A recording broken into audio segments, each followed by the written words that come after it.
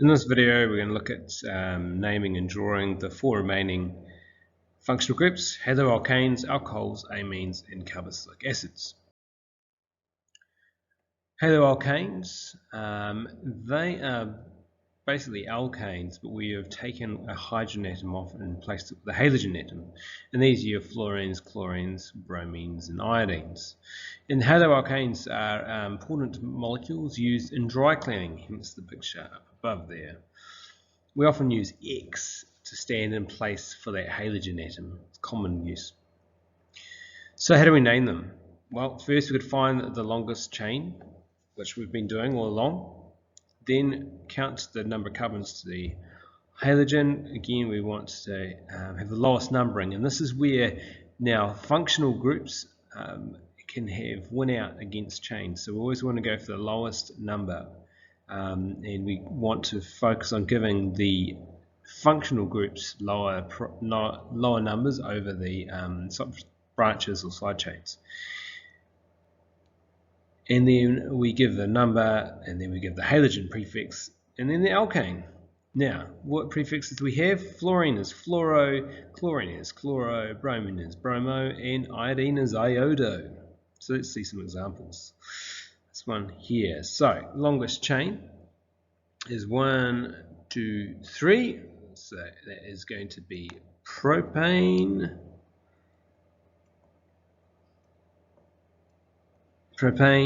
and we have a chlorine on number 2, and so it is chloro, so it's 2-chloropropane. Here we've got the same structure as a propane, but now I've got 2 chlorines, and this is where I use my die in front of things.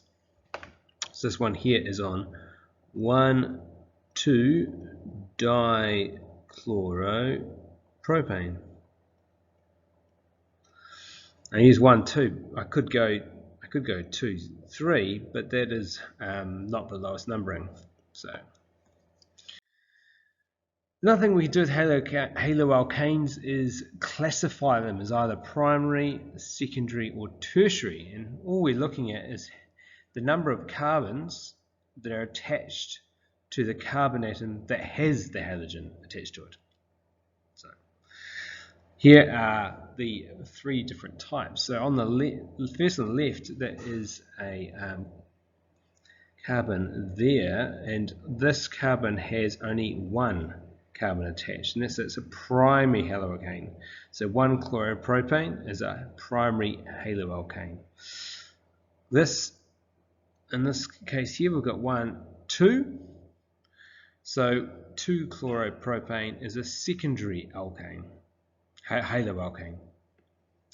And finally, this one here is 1, 2, 3 carbons are attached to the carbon with the chlorine. So that one there is 2-chloro-2-methyl-propane. Again, this is ordered alphabetically, and it is a tertiary haloalkane. Next group is the alcohols. And of course ethanol is the alcohol that is in wine and beer and spirits. And these have hydroxyl groups, OH, looks like hydroxide, so we call it hydroxyl groups attached to the carbon of the alkane chain. It's polar group, so it influences the chemistry there. We have the standard prefixes that we've been using, but now we're changing the end of the molecule, just like with the alkenes and alkynes, and we're going to change it for anol.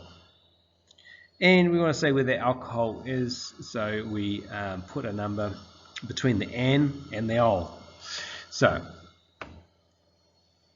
before we do some naming, the classification is just the same for alcohols as it is for haloalkanes.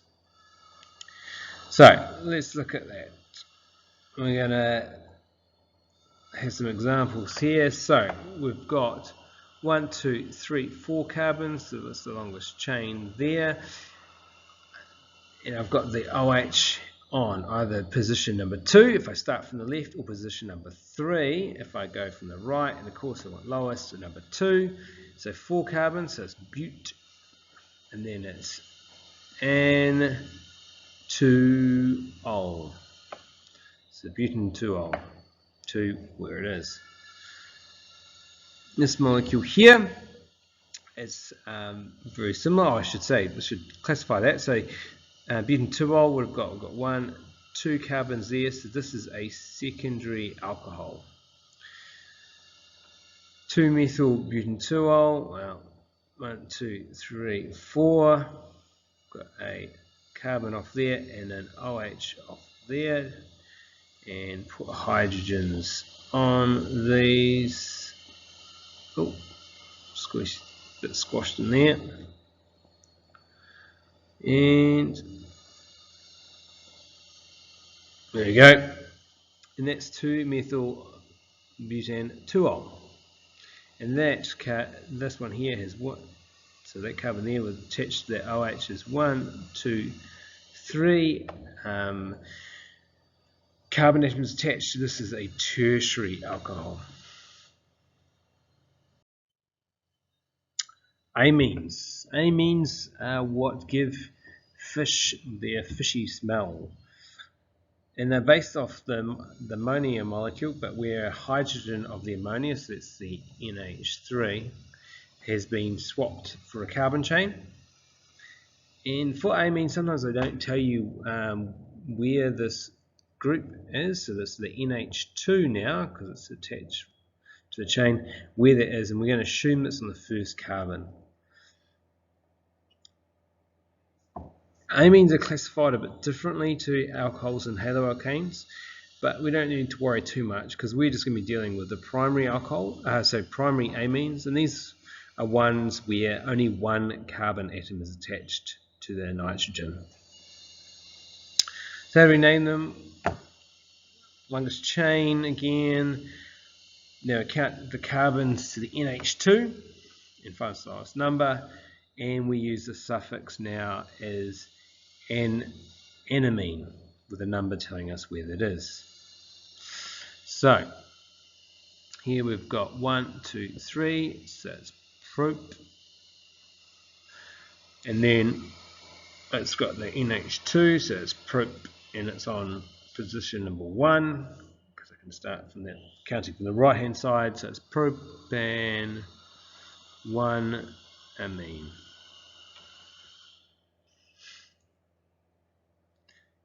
Pentan 3-amine, that one there, I can draw out CH3, CH2, CH2, CH3, so I've got 5 carbons there in a row, and on position number 3 I've got my NH2.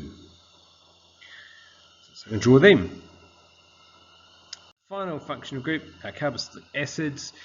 These have a COOH group at the end, so also more drawn like so. And they are acids. Fancy that with their name, because it's carboxylic acids. They're organic acids, so they're weak acids.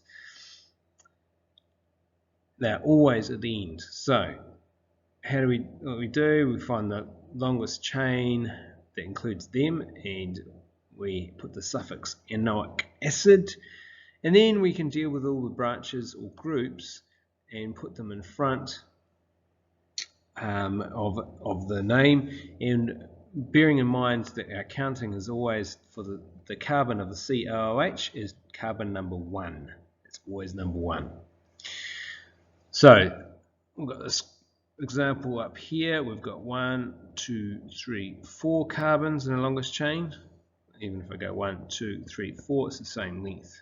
So it is going to be butanoic acid. And then I've got a methyl coming off there, and that's on 1, 2, 3. So 3-methyl butanoic acid.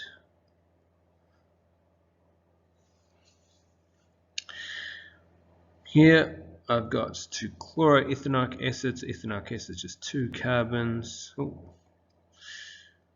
So I'll draw my acid part. I tend to draw it on the right, but you can draw it on your left side if you want to. And then 2 chloro was only one place. You can't put any more on that carbon, so it's got 4 bonds. So chlorine there, let's say H there. 2 chloroethanoic acid. And so now we have covered all the naming and drawing for the 7 different functional groups. It's time for you to practice them all.